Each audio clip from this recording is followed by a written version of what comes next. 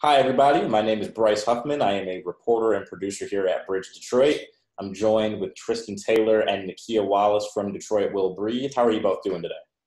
I'm Doing okay. good. All right. How are you? So, for people who might see your name pop up in the news or on social media but aren't quite sure of who you are, could you quickly explain what Detroit Will Breathe is and how it got started? So Detroit Will Breathe is an organization born from the midst of the nationwide rebellion against police brutality. And the goal of the organization is to keep this movement that's fighting not only against police brutality, but systemic inequality going, and making sure that like real change actually happens, and that when we talk about Black and Brown lives mattering, making sure that it does in every facet of of society. All right. So you all have been protesting basically every day since the George Floyd protest started in Minneapolis. And Saturday was no different. You had a protest Saturday. What exactly were you protesting and what exactly happened Saturday night? So Saturday night was a part of a statewide day of action, which the statewide day of action, of course, was to protest police brutality, demand accountability, demand the defunding of the police. Um, and it had a set of demands, and it was a beautiful day. It also, the largest demand, though, was the removal of Operation Legend agents, and that money being used in the community for social and community needs, right? Especially particularly in a pandemic, right, where people need healthcare and housing and water, and not federal agents. So I've read some stories about Saturday's protests. And basically, the police chief, Chief Craig, who has been very critical of Detroit Will Breathe for months now, he basically said that the police there stopped a Seattle-like situation where zones were occupied. Do you have any sort of response to that? Yeah, I have two responses to that. The first response is it's very clear that Chief Craig just says things without making sure that he's knowledgeable of what he's speaking of, or speaking out of context. Because if he understood what Seattle was, what the chop block was, which it wasn't an area of lawlessness, by the way, but it was an intentional space that was set up to be a zone where people occupied like 24/7. They set up tents, they had food and all of that stuff. Like what happened on Saturday was not comparable at any point to what had been set up in Seattle. All right. Now, one of the things I've noticed, like I said, Chief Craig has been very critical of your organization for months now. And he continually insists that Detroit Will Breathe and a lot of the protesters asking to defund the police aren't Detroiters. Both of you are Detroiters. Do you have any sort of response to that claim of his? Yeah, I do. So, like you said, we are Detroiters, born, bred, raised, and made in this city. It's really interesting when these conversations happen around like who is who, particularly as a department where 86% of his officers don't live in DPD. 70% of people, don't live in Detroit.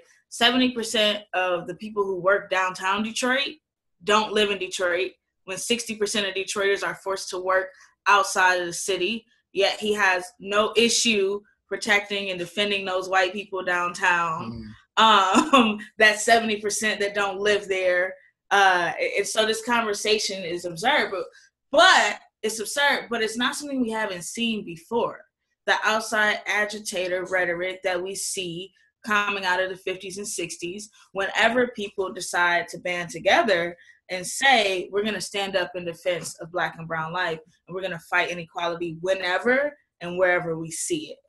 But for a man who is aligning himself with an outside mayor from Livonia, with a deputy chief who lives in Farmington Hills, with officers who live everywhere else, to somehow claim he speaks for the community, claim he speaks for Detroiters, and to claim that we're not that. It's really interesting. It's interesting. And it just further pushes, like, it shows the lengths of lies that they'll go to and what they'll say to really try to break down and beat down this movement. Because right now, they're terrified because physical violence hasn't worked against us and it's not going to work against us. So now they're like scrambling. Talk to me a little bit about that physical violence angle. Both of you have been arrested at these protests over the summer. There's pictures of you being put in a chokehold by Detroit police officers. How does that clash with the picture of the department that the chief is painting? You know, officers that don't have a problem with their community and are doing the right things and following protocol. So I always see these neighborhood policing vehicles where they write neighborhood policing on them. And it's DPD. And I'm always like, I wonder when they use those vehicles. Because I never see them on my block. I never see them giving out ice cream, playing with kids, all the shit they claim they do. But you know, when I do see them is at protests when they arrest us. So that's their idea of neighborhood policing. But also the myth, it's a lie. It's a lie that DPD is a better police force. And if you actually go into like a Troster Street on the east side, if you step onto some of the hardest hit blocks in this city and you knock on the doors of those people and you ask them about DPD, they'll tell you the truth. So the violence that we've seen against protests at our protests hasn't been, it hasn't been, unfortunately, out of character with any of the things that I've seen growing up, with any of the ways that they've behaved my entire life. Nonetheless, it doesn't make it less brutal. It doesn't make it okay. That doesn't make it less damning and shocking when it happens to you, because it's harm. It's harm against people who are standing up and who are exercising our constitutional right to protest. Yeah. How about you, Tristan? I know I see your thoughts building up in there. What thoughts do you have on this? I just think that a police force, which, by the way, only recently require their officers to intervene. Right. If another officer was doing something out of compliance with their rules. The chokehold is something that was supposed to be against policy, right? And when Battison was called to task on it, his response is it was only 12 or 13 seconds.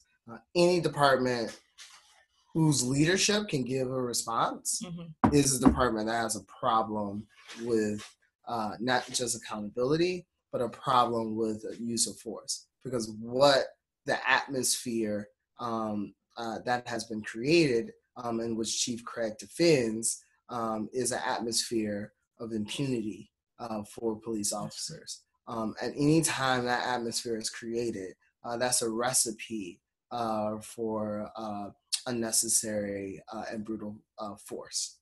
They know he's prepared to defend them no matter what they do. And he even made that clear in his press conference on Saturday. I mean, even about the dog that got shot inside the gate. I mean, this is like that's why Chief Craig has to go. That's why he has to go, because he reigns over the police department, which has given the green light to whatever officers feel like they want to do. I mean, saying that it's okay for legal observers, pretty much if you're a legal observer or you're a medic and you don't leave and you stay to document, then you get what you get.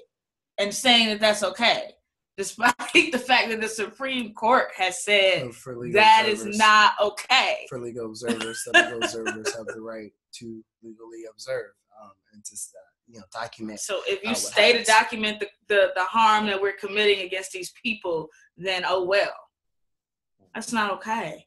And we can talk about the department. We can talk about the fact that we were detained for 2 hours on a bus. I had to urinate on a multi-gendered bus. There was no socially distanced. We had to make a fight pretty much just to get them to put masks on everybody. They didn't seat us 6 feet apart. And then when we're taking off the buses at 4 a.m., we're outside for 16 hours, outside of the DOC.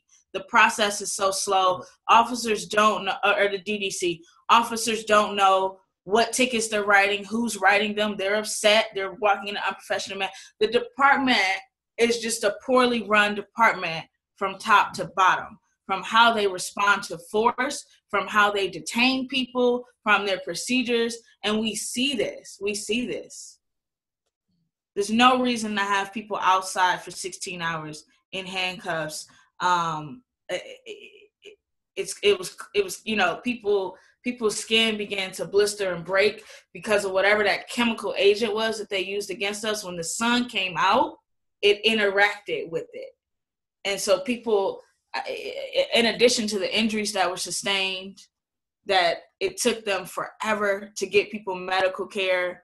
I mean, I'm not going to allow him to make light of the harm and the violence that they perpetrated against people, especially when after a Tigers game, after a Red Wings game, those white people take up space downtown Detroit. They're drunk, they're loud, they're dancing 2, 3, 4 in the morning, and it's never broken up. It's never broken up it's certainly not with that level of violence. So no, he's not gonna get away with that. So we've talked about this before. The chief has, in a lot of ways, piggybacked on the talking points of conservatives when it comes to being tough on crime and tough on protesters. In a city that's 80% Black in an election year, talk to me. That's got to come off some kind of way that he piggybacks on the Trump administration's policy against protesters. So what it shows is really the inability of Mayor Duggan and the governor, Gretchen Whitmore, to really stand on the things that they claim they stand on. Because they should be saying it's unacceptable for a police chief of a major Black city to align himself with the regime of Donald Trump. And the fact that they're not doing that, the fact that Duggan has stood with Craig, the fact that they both have welcomed in General Barr and Trump's regime really goes to show how out of touch they are, but also where they stand on this issue. And then they can't be absolved of their responsibility or their role in it all either. And just last question. Could both of you, I guess start with Tristan, because you haven't talked quite as much. If you could tell the police chief and all of the DPD officers something just about your experience as a protester, your experience as a Detroiter, your experience as a Black Detroiter, what would you want to tell them? I think the most important thing for them to understand is that we are building a movement that doesn't allow them to act with impunity. So the days where badges are licensed to kill, licensed to hurt, licensed to brutalize people without penalties is over. We are a movement that takes the street and will continue to take the streets to make sure that we get justice and that their days of being able to do as they wish without real challenge, those days are over and they're not coming back. All right, and how about you, Nakia? No, I mean, he said everything. That's it right there. All right, I'm with Tristan Taylor and Nakia Wallace of Detroit Will Breathe. I'm Bryce Huffman, reporter and producer at BridgeDetroit.